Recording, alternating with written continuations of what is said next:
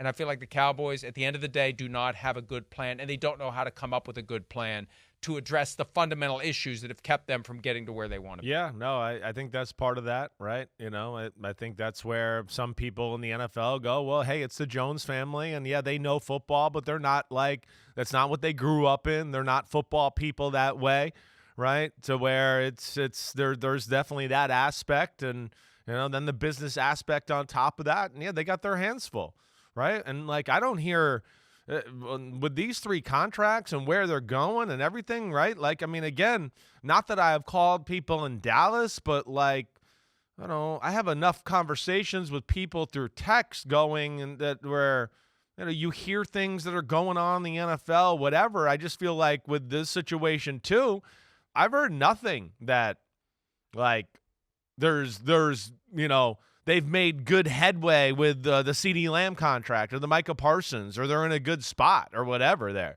That's the other thing too. You kind of just want to go, when's this going to be addressed? I haven't heard peep about it. I don't know. Maybe you have. Maybe I'm wrong. Maybe I didn't read anything, missed something. But I think that's kind of the interesting thing here. This part of the offseason, and there's still nothing about any of the 3 and where that's at this point. It just feels like they're kicking the can down the road for bigger and more dysfunctional headaches when it all comes time here.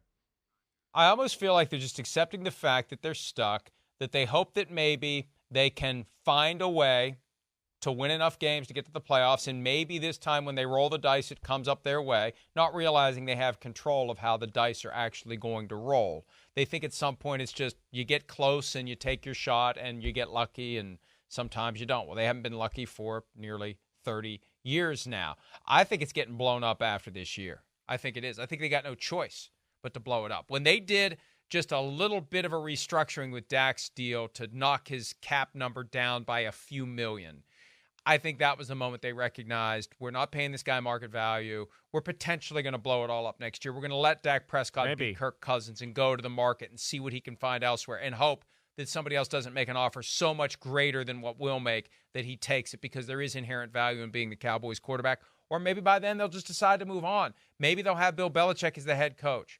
Maybe the step right up and give us your money routine this year is to warp and bastardize the term all in. Next year, step right up and give us your money is going to be we got Bill Belichick as our head coach. Yeah, it could be. It could be. You're right. And Mike, that little inkling about Dak Prescott and all of that, you're right. That would make me think that that's certainly in their head there.